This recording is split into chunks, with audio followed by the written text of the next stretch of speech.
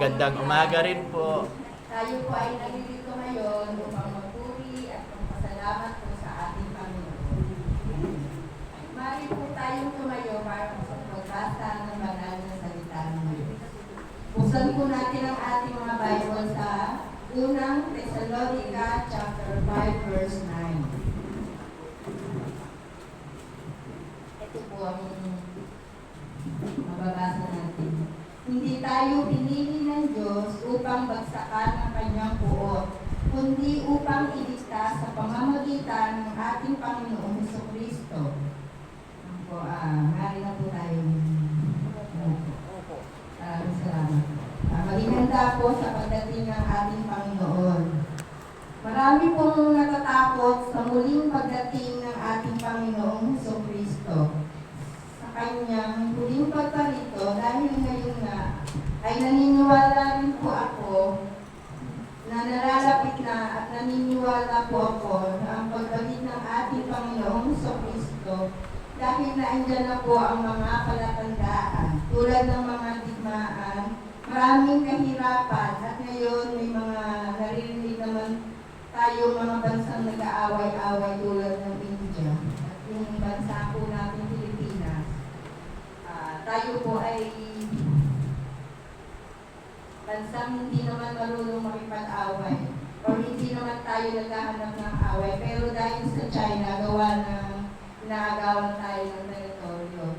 Kaya alam na natin na nalalapit na talaga ang pagbabalik ng ating Panginoon dahil isa po yan sa mga palatandaan. Ngunit marami po sa atin ang natatakot sa muling pagparito ng ating Panginoong Jesus Cristo. Natatakot po ba tayo sa pagdating? Hindi. Amen. Kaya nga po, mga kapatid, hindi po natin dapat katakutan ang muling pagparito ng ating Panginoong Jesucristo dahil hindi niya nga tayo pinili upang bagsakan ng kanyang puot, kundi upang iligtas. Ang tanong ko lang po, mga kapatid, kung tinanggap na po ba natin ang ating Panginoong Jesucristo dahil kailangan po natin maganda tayo sa kanyang huling pagparito. Ang sabi nga po sa John 1:12, subalit ang lahat ng tumanggap at sumampalataya sa kanya ay binigyan niya ng karapatang maging anak ng Diyos. Kaya kung tinanggap po natin si Jesus bilang Panginoon at tagapagligtas, ay wala na po tayong dapat ikatakot sa kanyang muling pagbabalik. Tayong lahat po ay tumayo at manalangin. Let us pray. Aming Diyos, na kumapangyarihan sa lahat. Lumalapit po kami sa inyo, Panginoon, na may pagpapakumbaba. Ikaw ang Diyos ng kapayapaan. Ikaw ang Diyos ng hustisya. At ikaw ang Diyos ng katotohanan. Sa kabila ng kaguluhan, O Lord, ipaalala mo po sa amin na ang tunay na pag-asa ay hindi nakasalalay sa tao o sa gobyerno, kundi sa iyo lamang, Panginoon. Ikaw, Panginoon, ang aming tunay na hari, at sa iyo lamang po kami nagtitiwala. Ipaalala mo po, Panginoon, sa amin na ang posisyon nila ay hindi para sa sarili nilang kapakanan, O Lord, kundi para sa kapakanan ng bayan. Patawarin mo po kami, Panginoon, bilang isang bansa. Minsan, O Lord, inuuna po namin ang pansariling interes kaysa sa kalooban mo. O Lord, in the name of Jesus, yung katotohanan ang maghari, we are giving all back, all the glory, all the thanksgiving, in Jesus' mighty name, we pray. Amen. Natili po tayong nakatayo upang magpuri po sa ating Panginoon sa pamamagitan po ng ating pag-aaway. Tinatawagan po po ang Lord.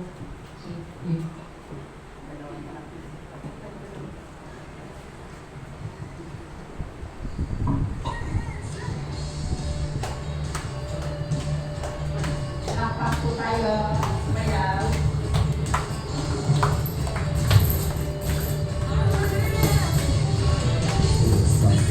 Malaya, malaya, malaya, malaya, malaya,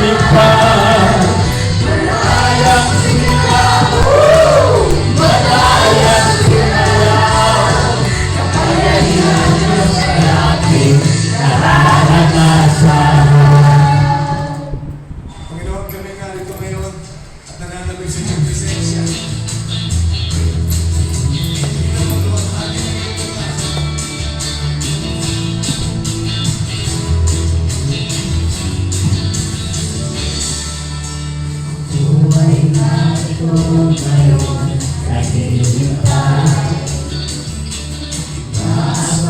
Asang presensya mo'y muling maranasan. Narito ngayon nananatili. Nananatili na makita luwalhati ng iyong mukha. Tunay na ito ngayon naghihintay. Asang presensya mo'y muling maranasan. Buhay narito ngayon nananatili. Nananatili na makita luwalhati ng iyong mukha. Sumasayaw na lang sa ganap tumatawa. Nananatili na makita muli mong pagsisita. Ang Panginoong Jesus, malayang malaya ka. Patuloy mo ang buhay ko, ito'y iyong iyo.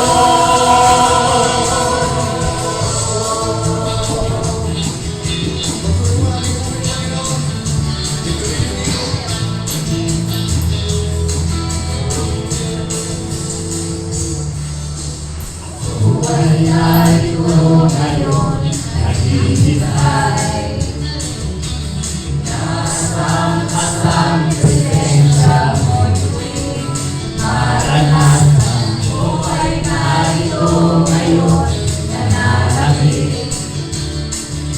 Nananatili na makita luwalhati ng iyong mukha. Buhay narito ngayon naghihintay. Asang presensya mo'y maranasan. Buhay narito ngayon nananatili.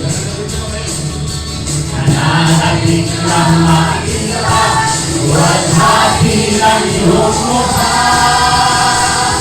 Sumasayaw na lang sa ganap tumatawa.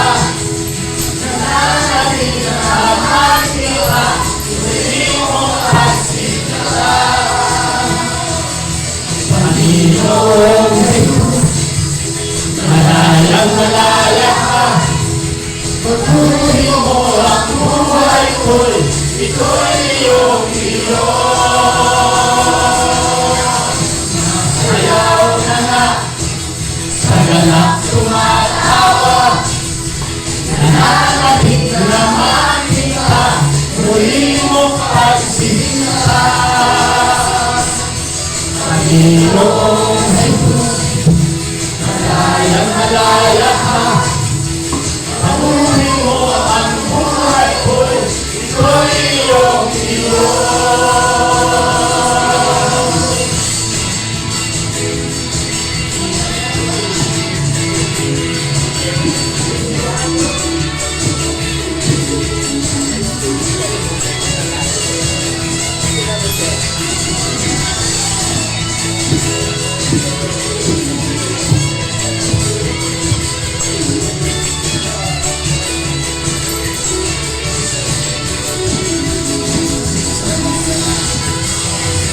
Sayaw na nga sa ganap tumatawa.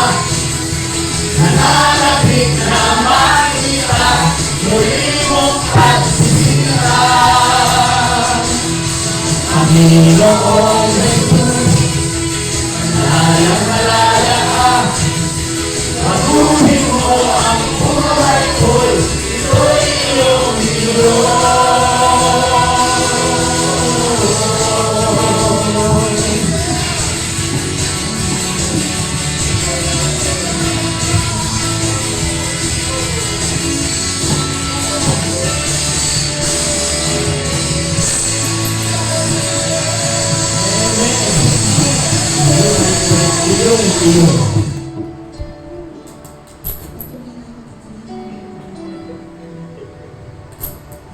'Pagkat sa mga Panginoon, ikaw ang pinipili namin tuloy.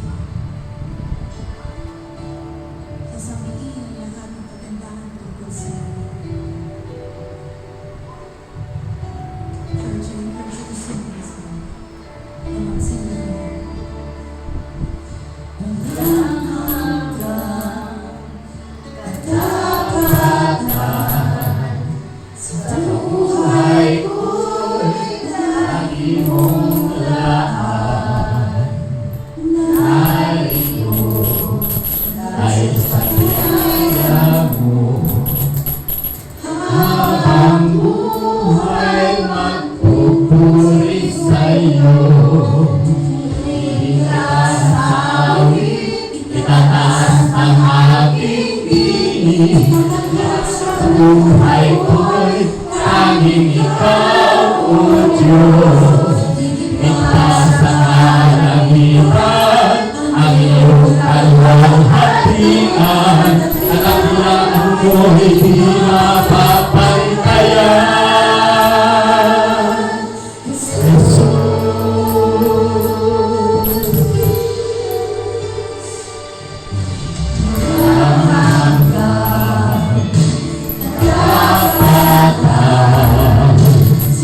Buhay ko'y naiulan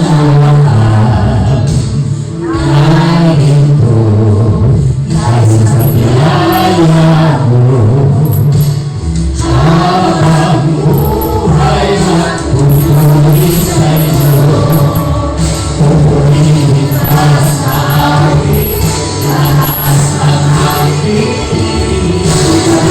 Sa buhay ko'y ikaw, O Diyos, ligtas sa kalangitan, ang iyong kalwalhatian, at ko'y di mapapantayan. Ligtas sa awit, tinataas ang aking tinig, tinatanghal sa buhay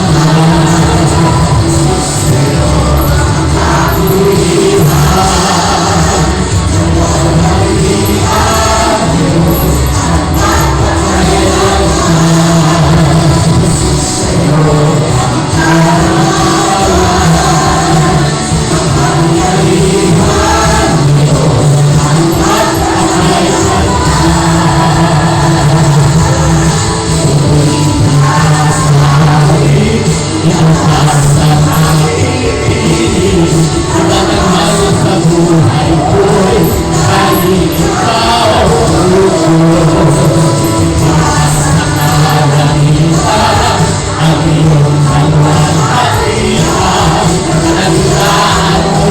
Hindi mapapantayan.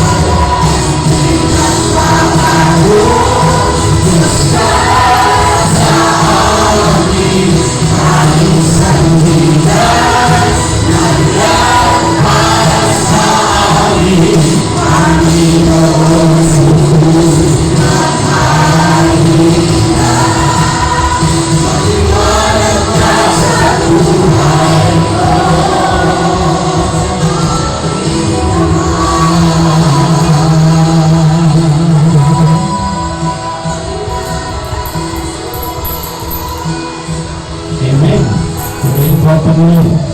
Lord, maraming salamat po at ngayon po ay natawagan ko po si Pastor Dan para po sa pagbabahagi ng magandang balita mula sa ating Panginoon.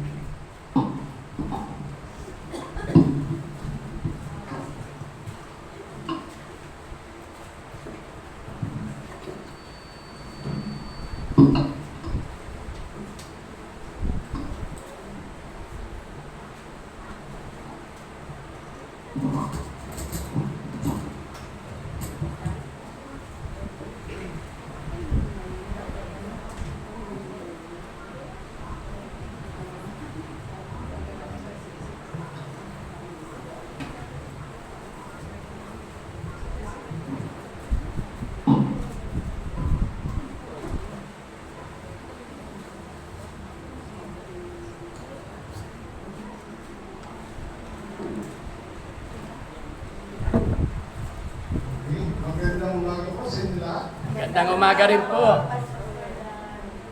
Nakakatuwa na makita ulit kayo. After ilang linggo. Ito kung buwan na to, napaka-busy po namin. Actually, birthday ng anak ko ngayong araw na to. Kaya, Wow. Yun, napaka-9 na siya. Volunteer siya doon sa New Life Wing.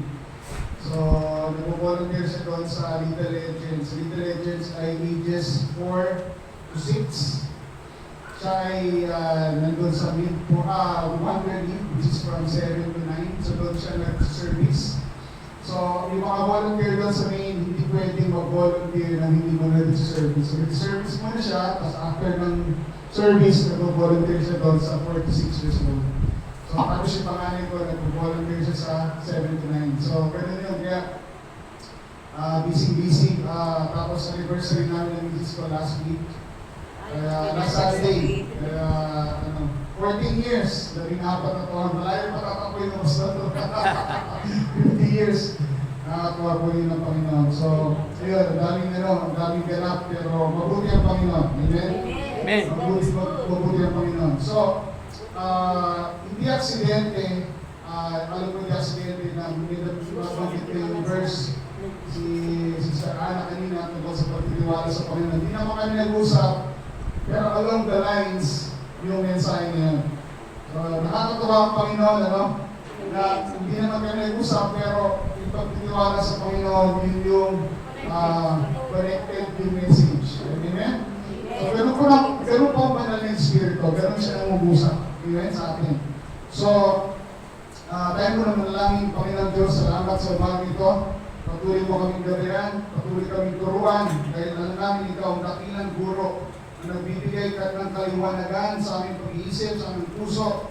Dalangin namin ang aming mga puso ay bukas para ang iyong salita ay maitanim at hindi lang maitanim, Panginoon, kundi ito'y lumubog at magbunga ng siksik, nagdiglig at nagbumabaw. Salamat sa umagang ito. Ako ay iyong lingkod na gawing tagapagsalita. Ikaw lamang ang may taas sa oras na ito. Walang sino man, Panginoon, at patuloy din mangusap bilang aming gabay. Salamat ito ang dalangin sa pangalan ni Jesus. Amen. Okay. So, kumusta naman kayo? Nagdaan ng eleksyon? Talunan. Ang dami nating expectation, pero, di ba, minsan hindi tumuturba yung ating expectation dun sa resulta. Bakit pa ng buhay yan? Amen? And hindi aksidente na yun ang message na binigay sa akin ng Panginoon dahil kailangan natin bilang mananampalataya kasi totoo, kailangan natin bumoto, kailangan natin suportahan ng ating gobyerno. Pero ang pinakapulot dulo yan, ang pagtitiwala natin ay nasa Panginoon. Amen. Amen? Wala sa tao. Sa message natin, message sa umagang ito, ay sisimulan natin sa pagbabasa ng salita niya, which is awit.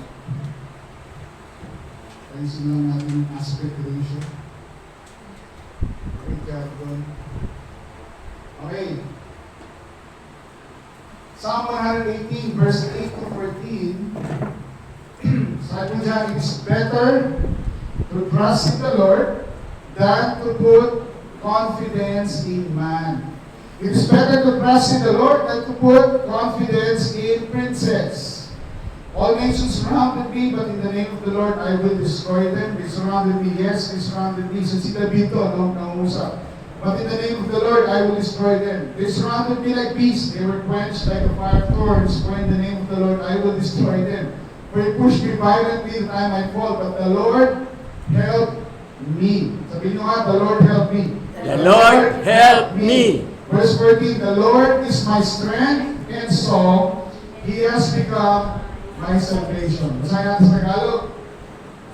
Mas mabuting manalig sa Panginoon sa halip na magtiwala sa nagbibigay ng ayuda.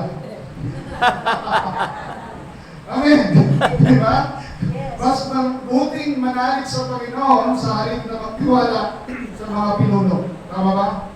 Tao. Doon sa last verse na binanggit natin sa English, sabi ko, ang Panginoon ang aking kalakasan at siya ang awit, siya ang nagligtas sa akin.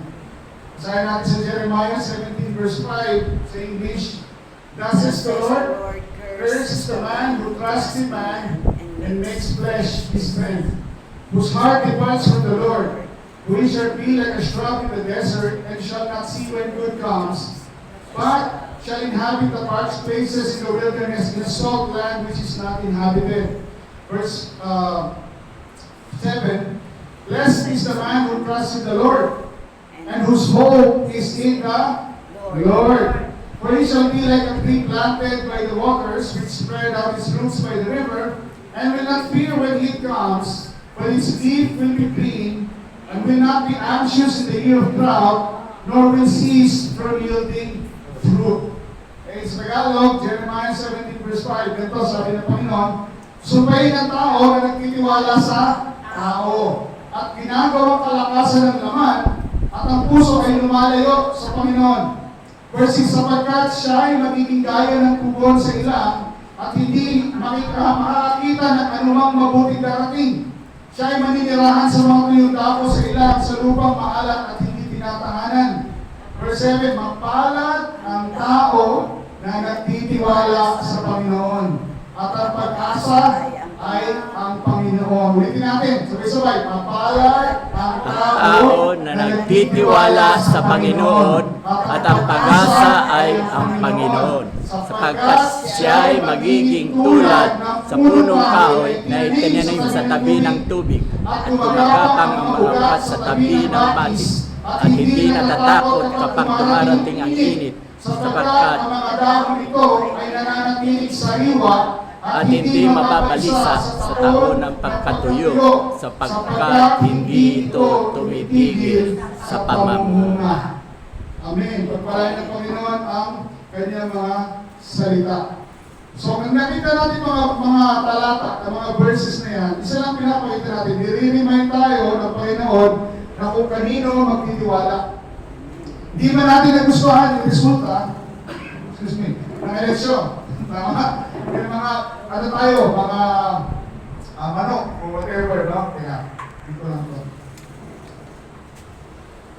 Meron tayo mga, mga, sabi natin, preference. Okay, mga gustong manalo, pero hindi natin pwede ilagay ang pagtitiwala sa mga tao niya. Amen?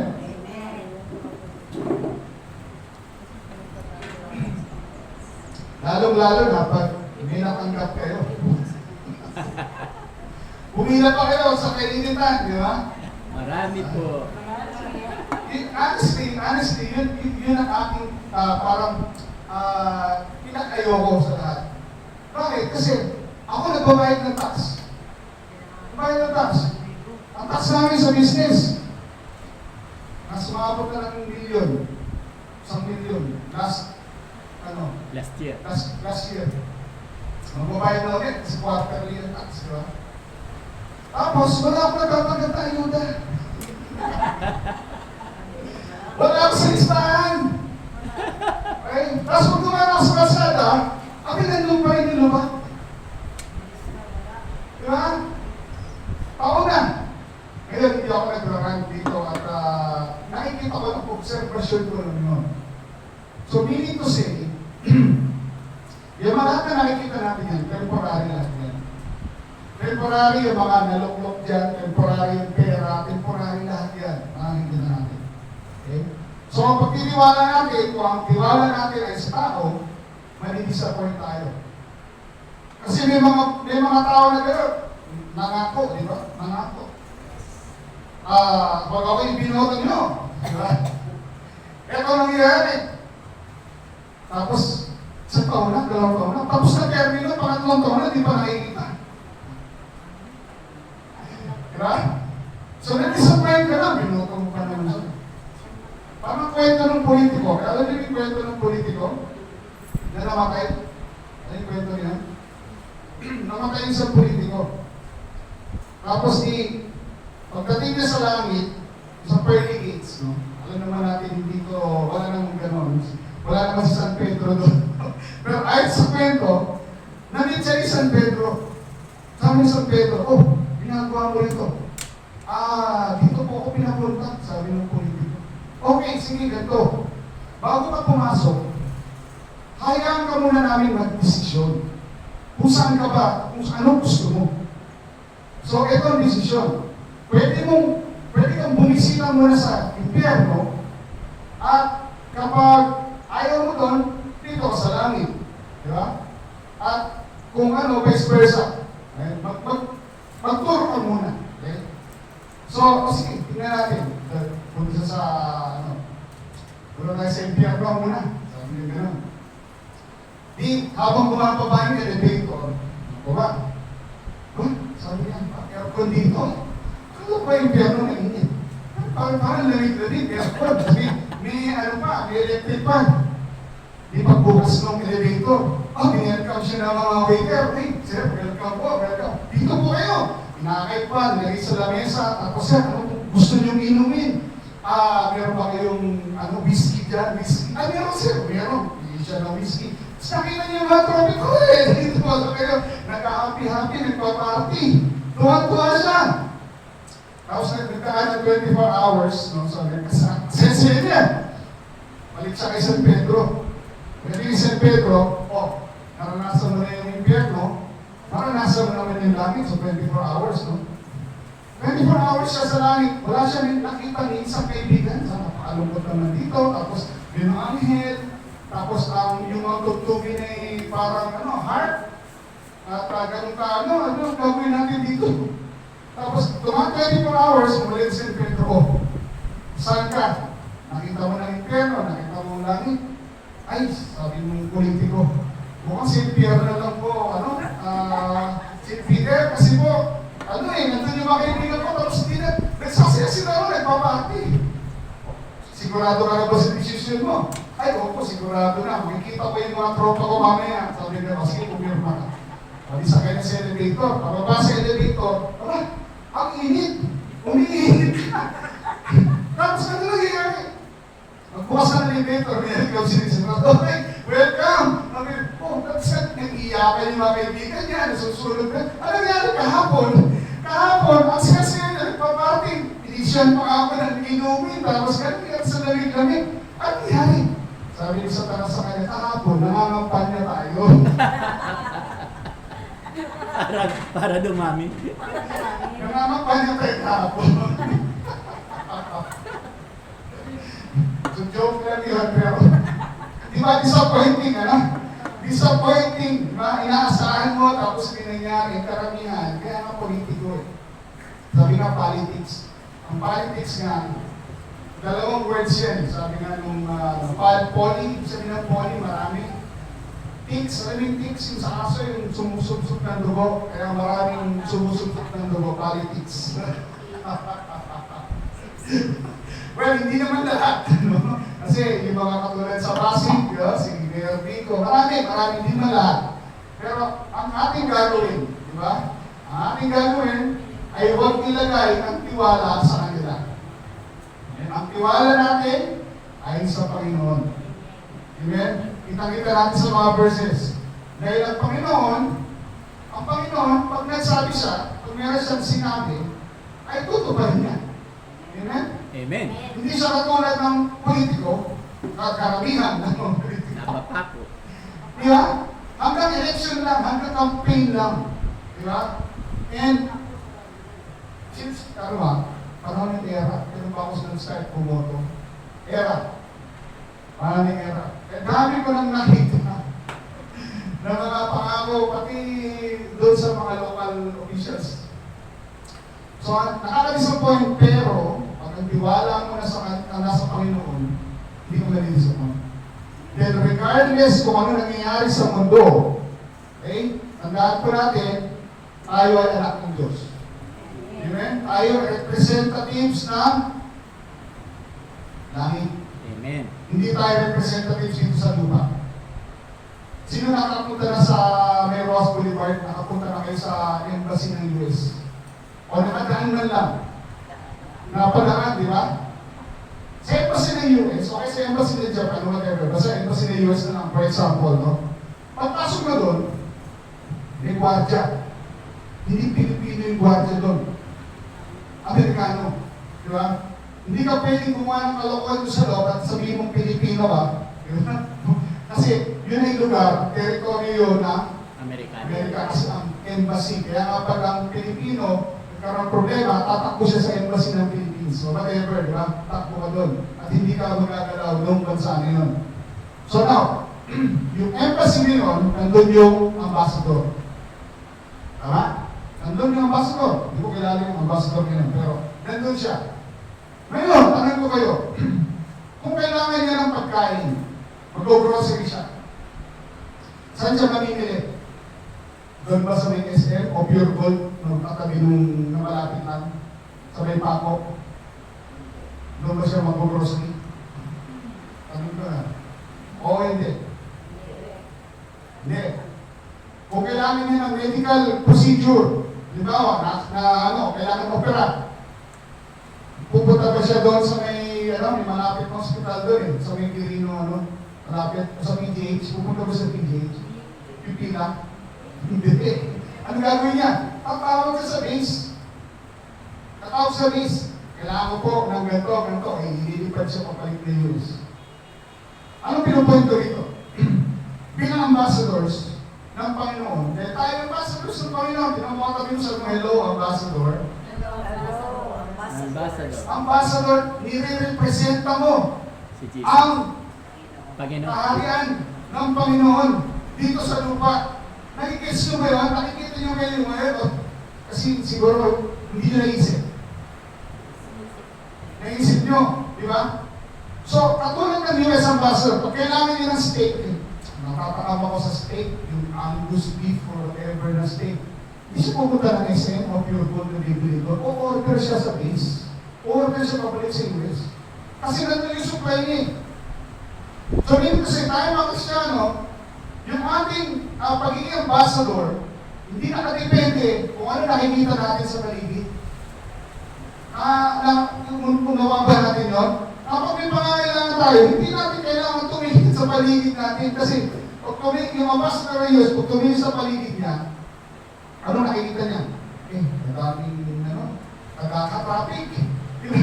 Pipila ka sa ospital sa PGH para makakuha ng di ba? Yun ang nakikita niya. Pero hindi siya kailangan pumunta ron kasi may access siya sa base. Isipin nyo, kayo ambassadors of Christ. Di ba? O saan yung base nyo? Saan yung base natin? Sa langit. Di ba? So kahit anong nangyayari po dito sa lupa, kahit sino mailuklok na politiko, kahit anong nangyayari sa ekonomiya ng bansang ito, tandaan po natin, merong ekonomiya na mas mataas na pwede natin panghawakan. Amen? Yun ang ekonomiya ng kaharian ng Diyos. Kaya nung mga pandemic, hindi kami na-apektuhan. Apektuhan kami. Maraming mga pagbabago. Pero yung wisdom ng Panginoon para kumita nandun. Di ba? Hindi kami na-apektuhan. Mga ayuda binibigay, pwede lang kami pumila. Kasi alam namin ang Panginoon ang susupply. Ito ang sinasabi na huwag kayo pumila kapag mayroong sinasabi ko lang, ang pananaw natin, ang pagtitiwala natin nakatuon sa Tao. Panginoon, hindi sa tao. Amen? So, ang tanong, why do we need to trust God more than men? Diba? Bakit? Number one, bibigyan ko ng 4 na points. Number one, God is faithful. Okay? Siya ay tapat. Okay? Amen? Siya ay tapat. 2 Timothy 2 verse 13, sabi nito, if we are faithless, He remains faithful. Kung tayo man ay napapalihis ng landas, nakakalimutan natin ang Panginoon, siya hindi. Lagi kang inaalala ng Panginoon at siya ay tapat. Yun ang kailangan natin tandaan, siya ay tapat. 2 Thessalonians 3 verse 3, but the Lord is faithful, who will establish you and guard you from the evil one. Amen? He is faithful. Kaya di ba kailangan natin tindihin? Kasi may mga times talaga sa buhay natin, sa journey ng buhay natin, hindi natin magugustuhan yung makikita natin sa paligid. Totoo, di ba? May mga taong hindi kayo tatrato ng tama. May mga taong mangangako sa'yo, pero natapako. Hanggang pangako na lang. Di ba? May mga plano na hanggang drawing lang. Di ba? Hindi nakukulayan. Di ba? May mga ganon. At mag-i-disappoint tayo kung sa tao tayo magtitiwala. Pero kung sa Panginoon, dahil siya ay tapat, di ba? Gagawin niya kung ano yung kanyang sinabi. So yun, the Lord is faithful. Okay? So, number one, the Lord is faithful. Siya ay tapat. Sabihin nyo nga sa katabi mo, siya ay tapat. Siya ay tapat. Okay? Siya ay tapat. Number two, God is omnipotent. Ano sabihin ng omnipotent? Siya ay makapangyarihan sa lahat. Okay? Kahit na sinong world leader ang iluklok nila, mas makapangyarihan pa rin ang Panginoon. Amen? Bakit? Amen. Right? Job 42 verse 2, sabi niya doon, I know that you can do everything, and that no purpose of yours can be withheld from you. Ibig sabihin, pag nag-decide ng Panginoon, yung mangyayari. Amen? Naalala niyo sa Genesis 1, unang chapter, unang verse sa Bible, in the beginning, diba? The earth was without form and void. Darkness was on the face of the deep. And the Spirit of the Lord was hovering over the waters. Diba? Magulo, madilim, walang makita. And God said, let there be light. Isipin nyo, napakagulo, napakadilim, walang makita. Anong sinabi lang ng Panginoon? Let there be light, and there was light. Okay? So, kaya niyang gumawa ng isang bagay mula sa wala. Amen? Mula sa wala. Anong meron lang, anong ginawa niya? Nagsalita siya. Kaya importante mga kapatid, ang iyong Biblia. Importante yung salita ng Diyos. Bakit? Kasi nandyan yung kanyang plano. Hindi ka makakapagsalita. Kasi kailangan maintindihan, bilang representante ng karya ng Diyos dito sa lupa, ang kailangan na nagmumutawag sa salita natin ay yung salita rin ng hari. Di po ba? So tanong, kapag may problema kang kinakaharap, kaninong salita yung lumalabas sa bibig mo?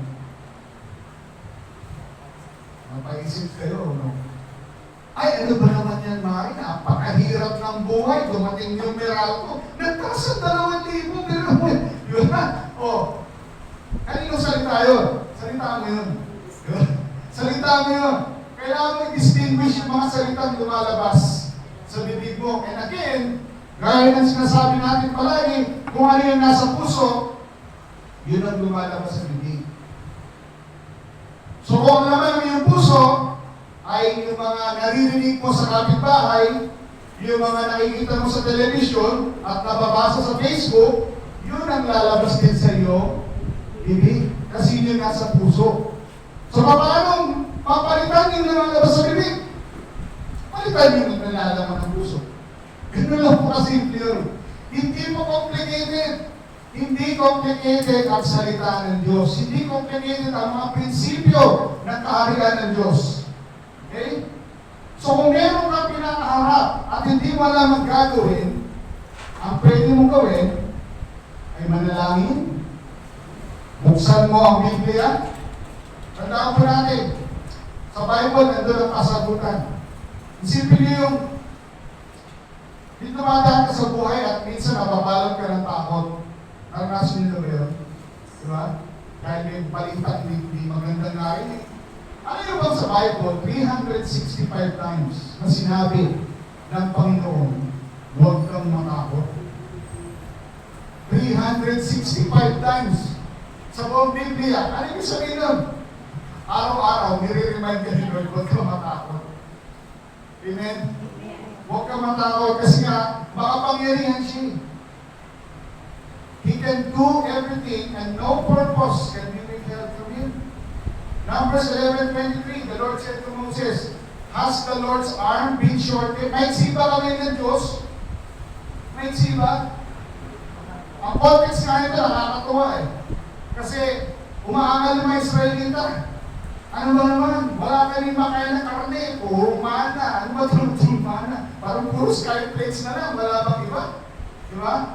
Tapos sabi ni Lord kay Moses, pakakainin ko kayong lahat ng ano? Sabi, paano nangyari?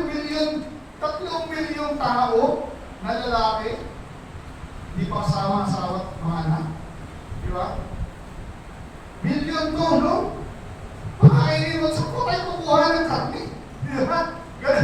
Ganun mag-isip yung tao, yung mindset, laging limited eh. Kaya sabi ni Lord kay Moses, may sipa kami ng Diyos. Now you shall see whether what I say will happen to you or not. So nung gabi, nagpadala ang Panginoon ng puro pugo. Sobrang baba ng lipan na. Puro pugo. To the point na nagsuka na sa kami ng pugo. Kasi sa dami, pinapakita lang ng Panginoon sa kanila ng pagtitiwala. Pagtitiwala nila ay nasa Panginoon, hindi doon sa dating buhay nila sa Ehipto. Amen? Kasi minsan, kapag tayo nakakilala na sa Panginoon, tapos nakaranas na tayo ng problema, ay, ano ba itong desisyon ginawa ko? Di ba? At naaalala mo, kasi meron ganyan, kaya kakilala ganyan. Nung hindi pa kilala ang Panginoon, abay, mayaman, maraming pera. Pero nakukuha niya sa iligan. Di ba? Nakakilala sa Panginoon, naghirap. Sabi ko sa kanya, bro, inaayos lang ni Lord yung buhay mo. Isip mo, babalik ka na naman sa iligan, babalik ka na naman sa Ehipto, ano nangyari sa buhay mo? Diba? Inaayos lang ni Lord yan. Diba? May proseso yan. Ang pagtitiwala, nilalagay ng Panginoon sa tama. Kasi pag nagtiwala ka sa pera, hahabulin mo pera. Nagtiwala ka sa tao, hahabulin mo yung tao. Pero pag nagtiwala sa Panginoon, ang Panginoon hahabol sa iyo. Bakit? Psalm 23, diba? Surely, goodness and mercy shall follow me all the days of my life. Diba? Kasi bakit? Psalm 23 verse 1, the Lord is my shepherd. Diba? Nire-recognize natin na si Lord, yung shepherd natin. Kaya, at the end of Psalm 23, surely goodness and mercy shall follow me. Yun ang sinasabi, tiwala natin ay nasa Panginoon. Amen? Number 3. Number 2 pa rin pala yan. Verses. Psalm 33, verse 6. Okay, God is omnipotent pa rin. By the word of the Lord, the heavens were made. Pinabay ito kanina. And by the breath of His mouth, all their hosts. Genesis 1, di ba? Sinabi lang ng Panginoon. Daniel 2 verse 21. Ito, pampolitiko, di ba? Sabi ito, He, the Lord, changes times and seasons. He removes kings and sets up kings. Okay? Kaya walang politikong pwede magyabang. Kaya tayo mga Kristiyano, tayo dapat nagsasabi sa kanila, oy, gawin mo tama. Hindi pwede na nagkakamkam ka dyan ng salapi ng bayan. Diba? Tayo nagsasabi dapat sa kanila. Bakit? Dahil ang Panginoon, yung pwesto nila ngayon, ay pinahiram lang ng Diyos. Sila ay dapat naging stewards. Stewards, tagapangalaga, di ba? Tagapamahala ng pwesto na yan. Kasi leadership, may responsibility ang leadership. Hindi ito biro-biro. Dahil pagdating mo sa langit, huhuskahan ka ng Diyos kung paano ka naging leader. Kasama yun sa i-check ni Lord. Pagsusulit mo yan. Kaya kailangan malaman ng lahat ng politiko. Di ba sa Bible, nakita yun si Herod sa Book of Acts. Si Herod, yabang. Di ba? Kasi pinuputan niya ng ulo si John the Baptist. Di ba? Sabi ng mga tao, nagsasalita si Herod, the voice of God and not of man. Di ba? Boses ng Diyos ko. Nirepresent ito. Hindi siya nagbigay ng glory sa Panginoon. Doon din mismo, namatay siya, kinain siya ng uod. Hindi siya nagbigay ng kalwalatian sa Diyos. Kailangan natin dindihin, bilang Kristiyano, okay, mas mataas yung ating authority kaysa sa kanila. Dahil doon tayo nakaupo sa kalangitan. Sila namamahala dito na sa lupa. So kaya meron tayong authority to pray and to declare. Pag hindi umaayon yung kailang ginagawa sa salita ng Diyos, sa plano ng Panginoon, pwede natin lapit sa hari ng mga hari. Di ba? Pwede natin lapit, Panginoon, ito yung aming leader, kung ano pinagagawa dito sa lupa. May mga times na rin yan sa Bible. Di ba? And we know the end of it.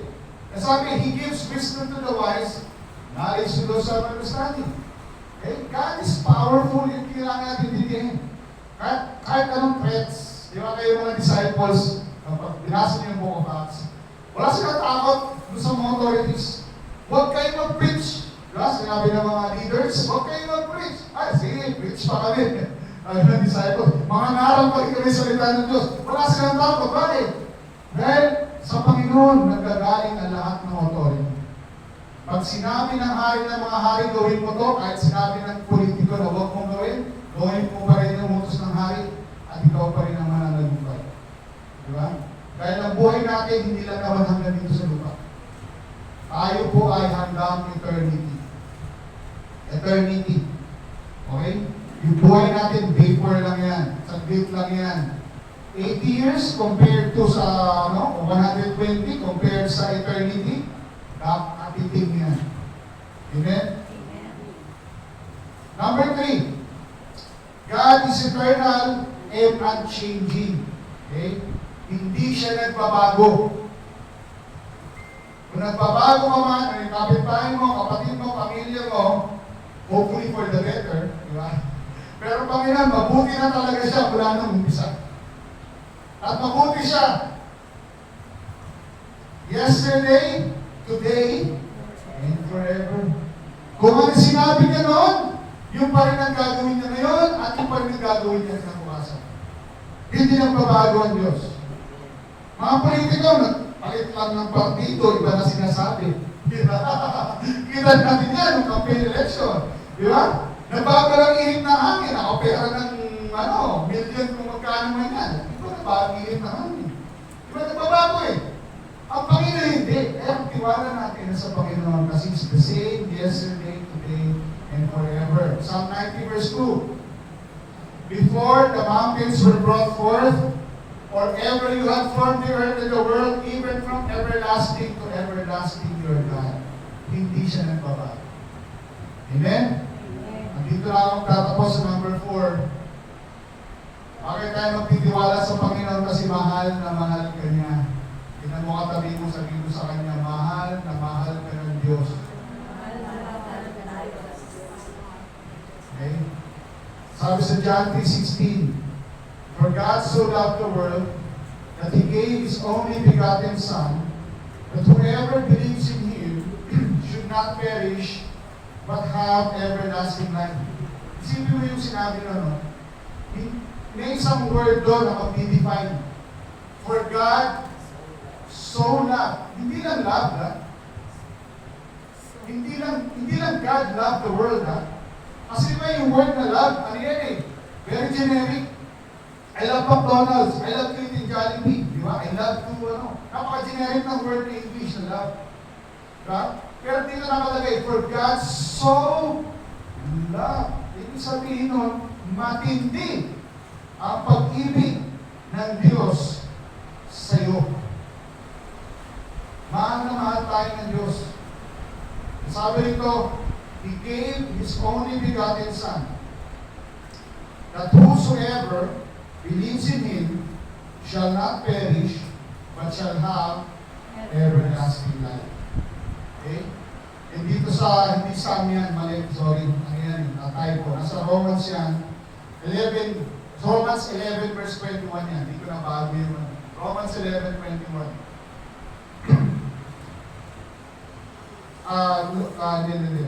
Sorry.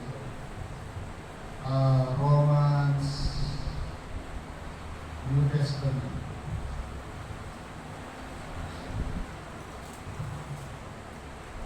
Hindi pala 11, sorry. Romans 8 pala. Romans 8 verse 32. Mali yan. Psalm 90. Romans 8 verse 32. Again, Romans 8 verse 32.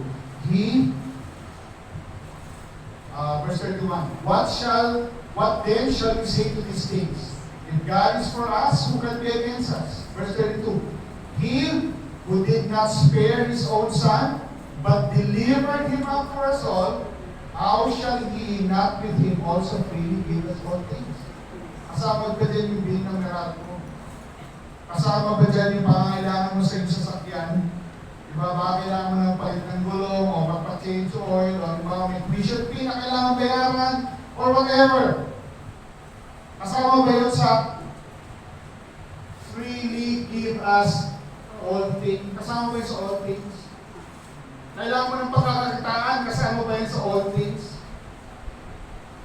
Kailangan mo ng, kung ano yung kailangan mo ng wisdom, kailangan mo ng karunungan, kailangan mo ng insight, kasama mo yun sa all things. Kasama sa all things, kaya nga all things eh. Kung sana ko sinabi, freely give us some things. Iilan lang, hindi. All things.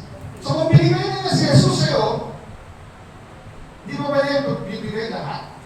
Kasi si Jesus na nga yung lahat natin. Amen? Sinaayos naman Panginoon na kailangan yung tiwala natin ay nasa Kanya. Amen? Amen.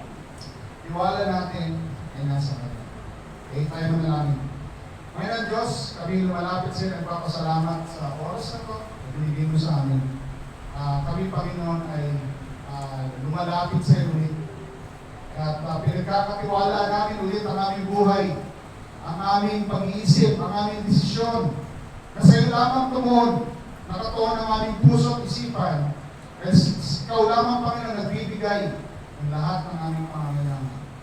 Kaya, Panginoon, tiwala namin ay hindi sa tao, hindi sa kung sinong politikong naluklok, o kahit sino pa man ang pinagkakatiwala namin, o anumang bagay na may tendency kami na doon magtiwala. Kundi, Panginoon, itutuan namin ang aming pananaw, ang aming pag-iisip, ang aming mga mata sa iyo. Sapagkat sabi sa iyong salita, kapag ang aming mga mata ay nakatuon sa iyo, when our eyes are fixed on Him, you will give us, bibigyan mo kami ng perfect peace. Nasa iyo, Panginoon, ang kapayapaan na kailangan namin. Salamat sa araw ito. Pagpalain niyong bawat isa sa oras ito. Ito aming dalangin sa pangalan ni Jesus. Amen.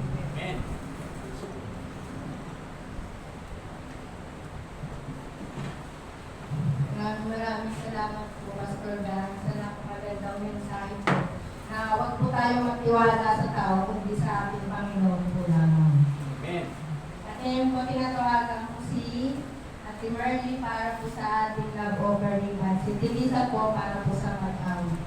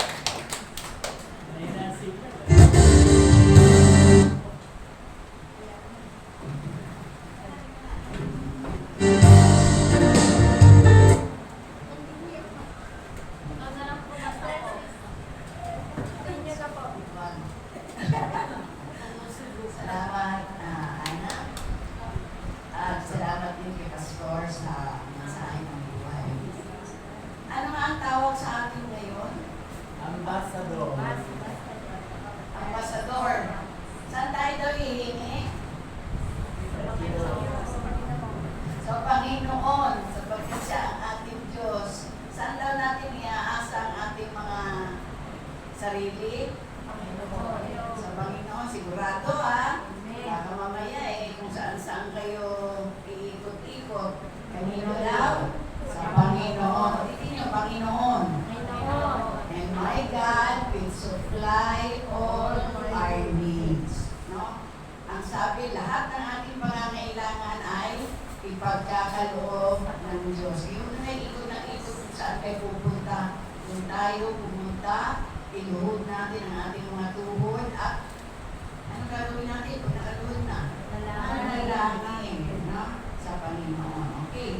So sa umagang ito, napakapalad natin dahil nakarinig tayo ng kwento ng salita ng Diyos. At yung kwento tungkol sa impyerno, no? Bagamat yun ay kwentong politiko, nakakatakot. No? Nakakatakot kung yun ang mangyayari. Sa umpisa, nananampanya. No? Ang kahuli-hulihan, ibubulit. Ang sino mapupunta doon ay ibubulit sa impyerno. Maloko rin siya. Oo. So, mag-ingat tayo mga kapatid. At ang sabi nga sa Job, tinanong ng Panginoon si Satanas, saan ka galing? Sabi niya, nagparot, palito ako. No? Kaya, beware mga kapatid. No? Umattend kayo ng Bible study natin at nang malaman ninyo. Maganda yung aming Bible study last Friday. No? Kung kontento sa ganito lang na feeding. Kumbaga, ito ay, kung sa feeding natin, ito ay almusal lang. Kailangan natin ng tanghalian at hapunan. At then kayo mga kapatid, huwag natin intindihin yung init na yan. Pag naman dumating ang tagulan, reklamo din tayo. Mahirap naman dumating, wala nang ulan, no? Wala nang pupuntahan ng Panginoon sa atin. Reklamador, no? Reklamo ng reklamo. Kaya na namin mga kapatid, Nakilang Diyos, salamat po sa umagang ito. Salamat sa aralin na ibinagkaloob mo sa amin.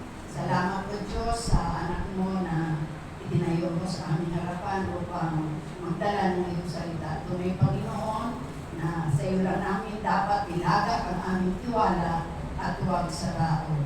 Sapagkat sa tao, Panginoon, nabibigo kami. Pero ito, Panginoon, ikaw na mga pangyarihang Diyos. Kailanman ay hindi kami mabibigo sa iyo. Sapagkat sa iyo, Panginoon, all things are possible. Pag sa tao, Panginoon, all things are impossible. Kaya tuloy kami sa posible lagi, Panginoon. Salamat o Diyos na tinuruan mo kami sa mga aralin nito. At patuloy ko po tinatag sa panalangin sa umagang ito ang mga offering, Panginoon. Salamat sa mga kamay na nagandog. Pagpalain po ito, Panginoon. Magamit namin sa aming mga gawain dito sa iglesia. Pagpalain po ito, Diyos, ang mga leaders ng aming iglesia. Ikaw papatuloy lang ang bigay ng karunungan, ng kagalakan, Panginoon, sa kanilang paglilingkod at higit sa lahat, karakasan ng kanilang katawan. At kami, Panginoon, mga anak mo sa dakong ito, patuloy mo po kami pagpalain, patuloy mo po kami aralan, Panginoon, patuloy mo po kami bigyan ng karakasan ng aming loob, patuloy mo po ipakita sa aming Panginoon ang kagalakan ng paglilingkod namin sa iyo. Kahit na mainit ang panahon, Panginoon.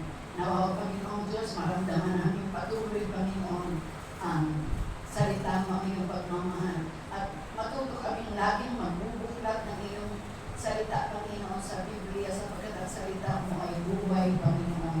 Kaya nga, kung hindi kami nagbabasa, Panginoon, nalulupay-pay ang aming mga katawan. Kung hindi kami nananalangin, lalong nalulupay-pay, Panginoon, sapagkat wala kami komunikasyon sa iyo. Salamat o Diyos sa mga ginagamit ko, Panginoon, sa dakong ito na patuloy kami pinapaalalahanan, Panginoon, sa kahalagahan na kami ay mayroong kaugnayan sa iyo. Hindi lamang kami sumisimba, Panginoon, pag-lito dahil may pangangailangan kami. Sumisimba kami pag-araw ng lito, Panginoon, upang magpasalamat sa lahat ng kabutihan na naranasan namin sa aming buhay, sa iyong pag-iingat, sa lahat ng komisyon na pinagkaloob mo sa amin. Thank you, Lord Jesus. Sa pangalan ni Jesus, ito po ang aming dalangin. Jesus' mighty name we pray. Amen. sa ating pong mga pagbabalita sa Wednesday. Attend po tayo dahil meron tayong Bible study, no? Tatlo ng hapon onwards. No? At ang Tuesday ay pansamantalang wala muna dahil pag wala ang isa, wala na rin yung isa. So kailangan dalawa sila magkasundo. No? So huwag natin kaligtaan ang mga pagtitipong banal. Sagulat ito ang sabi ng Panginoon, ito yung tagubilin niya sa atin. Huwag kaligtaan ang pagtitipong banal. At isa sa pagtitipong banal na sinasabi ng Panginoon ay yung itong gatherings. Na? Hindi tayo nagsimba para lang humingi. Nagsimba tayo ngayon para, ano na, bakit tayo nagsimba? Para magpasalamat. Hindi hingi-hingi. Magpasalamat muna tayo. Kaya minsan, hindi natutugunan ang mga panalangin natin dahil puro na lang tayo hingi. Hindi na natin na-appreciate ang kabutihan ng Panginoon. No? So, patuloy ang ating gawain at patuloy natin ipanalangin ang mga kapatiran natin na wala dito, hindi natin kasama, yung mga matampuhin, yung mga nagwawalang bahala. Malapit na dumating ang Panginoon, mga kapatid. Malapit na. Na? Kahit sinong pastor, yan ang sinasabi, malapit na dumating ang Panginoon. Kaya sa kanyang muling pagbabalik, tanong namin natin, anak, sa kanyang pagbabalik pa, masaya ba tayo? Natatakot tayo? No? Magagalak tayo at may kasiyahan tayo sapagkat hindi natin mararanasan yung init na yan, ang gutom, no? Ang uhaw, wala na yan pag tayo ginawa na ng Panginoon. Sino yung matatakot? Yung walang Kristo sa kanilang buhay. Sila yung pinakakaba. Okay lang na wala kang kakainin sa loob ng isang araw, pero wala kang Diyos, forever ka ng aapuyan, no? Alalahanin na lang nila yung kwento ni Pastor Dan tungkol sa politiko. Pero yun mo, mabuti na, pinag-ano pa siya ang tawag doon. Pinagpili pa siya ang hagdanan niya, hindi naman siya nagagdan. Siya ay nag-elevator pa, no? Pinasaya siya sandali. Pero at the end of his life, dahil mali ang choices niya, doon siya sa nagagkalanan. Ngayon na, nagre-reklamo tayo mainit, no? Pag naglalakad tayo dyan na walang pahay, napakainit. Kung mamatay tayo walang Kristo, alam na natin kung saan ang ating tulong. Kaya, magandang umaga sa atin. Tinatawagan ko po si Pastor para sa basbas at panalangin.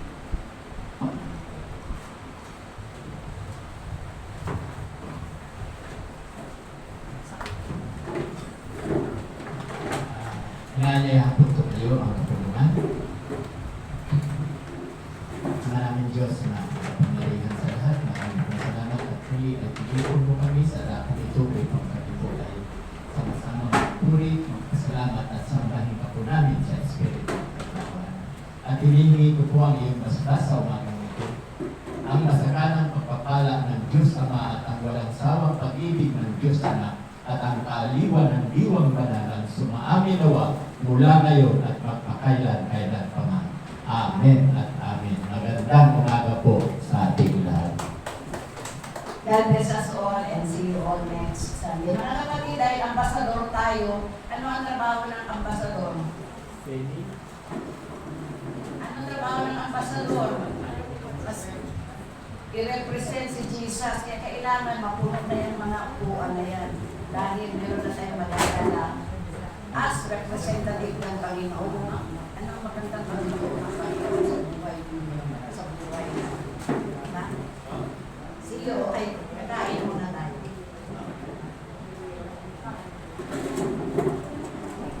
Itabi mo na mga upuan para ilagay ng libo.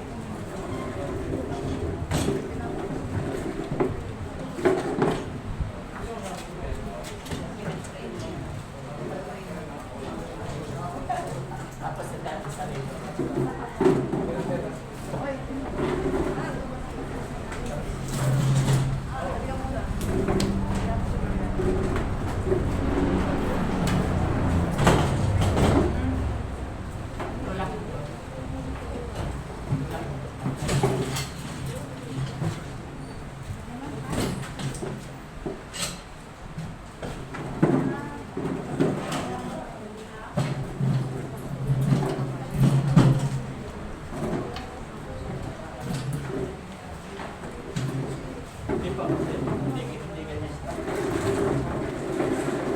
Pagkikitigan ka. Oh, tama na. Ito naman. Okay.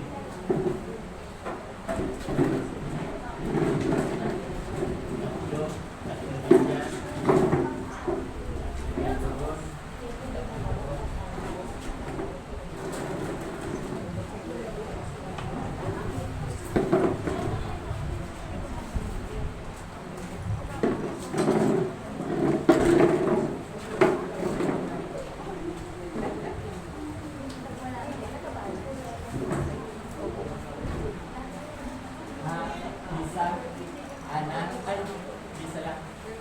Yung kanin.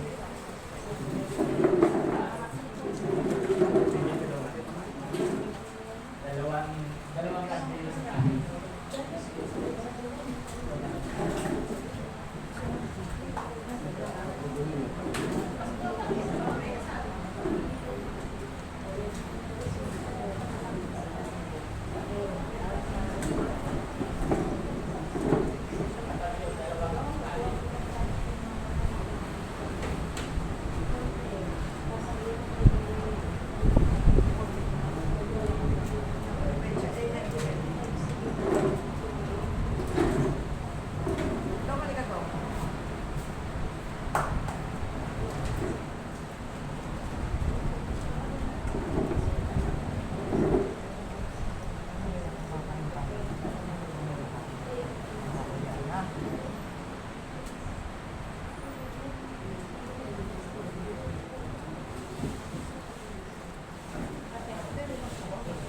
Mayroon.